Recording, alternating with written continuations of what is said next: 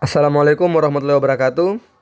Kita akan melanjutkan pembahasan mengenai matriks dan operasi pada matriks, yakni pada bagian operasi dasar pada matriks. Ini akan saya bahas dengan cukup cepat karena beberapa bagian menurut saya sangat jelas atau sudah obvious.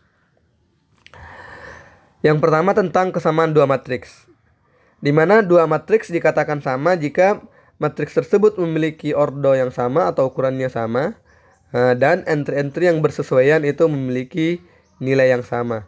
Saya kira ini sudah sangat jelas. Kita lanjutkan saja. Kemudian penjumlahan dan pengurangan matriks. Nah, pertama-tama dua matriks itu dapat dijumlahkan atau dikurangkan hanya jika kedua matriks tersebut memiliki ukuran yang sama.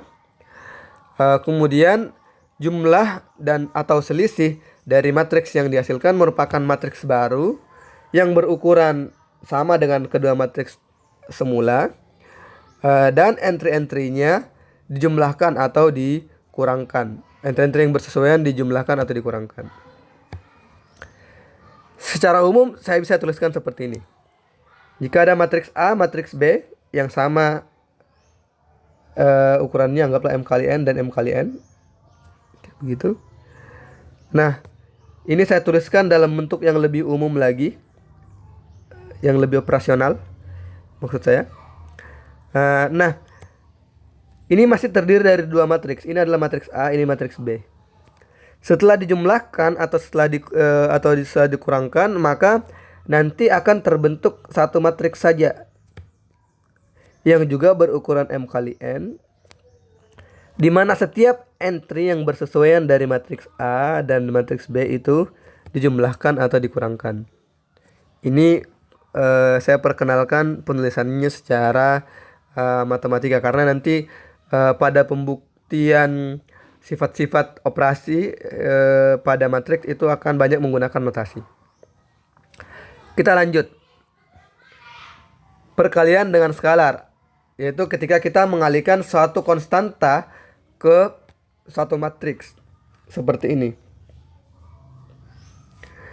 Nah, mungkin teman-teman yang mengikuti KPA kemarin itu mengetahui bahwa perkalian dengan skalar ini pada dasarnya itu dianggap bukanlah operasi, akan tapi aksi yang dilakukan pada satu matriks.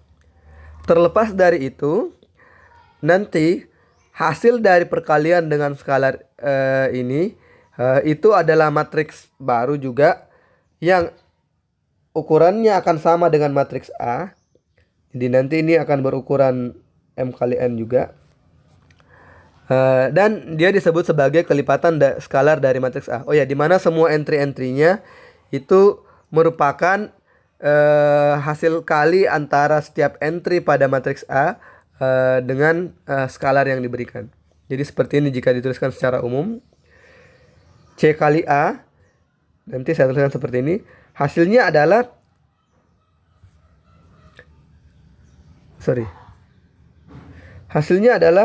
tetap satu matriks dengan ukuran yang sama dengan semula.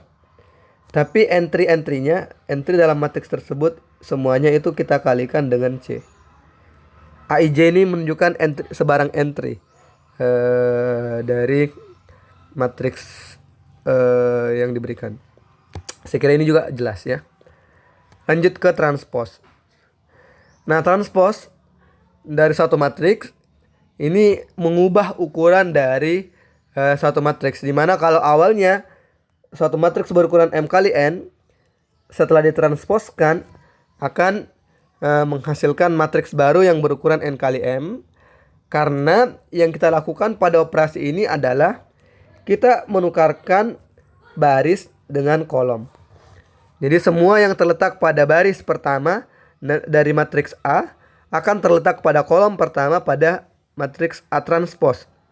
Demikian halnya semua kolom pada matriks A akan menjadi baris pada matriks A transpose.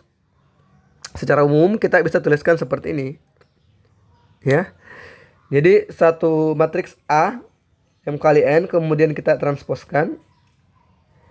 Setelah ditransposkan, perhatikan ya, ini saya sudah transposkan sehingga sudah tidak ada lagi notasi transposnya di sana. Nanti akan menghasilkan matriks baru yang ukurannya itu terbalik, karena tadinya baris jadi kolom, kolom jadi baris ya. Jadi darinya M kali N menjadi N kali M. Sementara entry yang berada di dalamnya itu juga terbalik. Jadi jika sebelumnya satu matriks entry-nya terletak pada A23, maka ditranspos nanti setelah ditranspos maka entry tersebut akan terletak pada baris ketiga kolom kedua. Saya kira jelas ya, teman-teman juga mungkin sudah cukup familiar dengan transpose ini. Nah, selanjutnya ada yang disebut dengan trace. Ini yang sepertinya agak baru. Trace ini hanya berlaku pada matriks bujur sangkar, di mana trace dari satu matriks bujur sangkar merupakan jumlah dari semua entry yang terletak pada diagonal utama dari matriks tersebut. Jadi jika kita tuliskan seperti ini. Ini perhatikan saya tuliskan N kali N karena hanya matriks bujur sangkar lah yang memiliki trace. Nah, nanti karena di matriks bujur sangkar itu diagonal utamanya adalah A11, A22, A33, dan seterusnya hingga ANN. Seperti itu. Sementara trace adalah jumlah dari diagonal utama itu. Jumlah dari entry pada diagonal utama, berarti ini kita jumlahkan. Maka ini kita bisa nyatakan dalam notasi sigma ya. Karena ini sama semuanya dari awal ke akhir adalah penjumlahan dengan pola yang sama. Berarti ini bisa kita tuliskan dalam bentuk sigma AII. Artinya kita menjumlahkan AI-nya diganti nanti mulai dari 1 sampai N. Jadi A11, A22, A33 dan seterusnya sampai ANN. Maka diperoleh hal seperti ini. Sebagai contoh ini misalkan ini adalah matriks D. Dan D ini kan adalah matriks bujur sangkar ya. Maka kita bisa menentukan trace dari matriks D ini. Di mana trace-nya adalah jumlah dari semua entry yang terletak pada diagonal utama, yaitu 3 tambah 0 tambah 4 tambah 6 sama dengan 13. Seperti itu. Saya kira ini cukup mudah dipahami. Semoga teman-teman bisa juga memahami masing-masing notasi formal dari setiap operasi yang diberikan.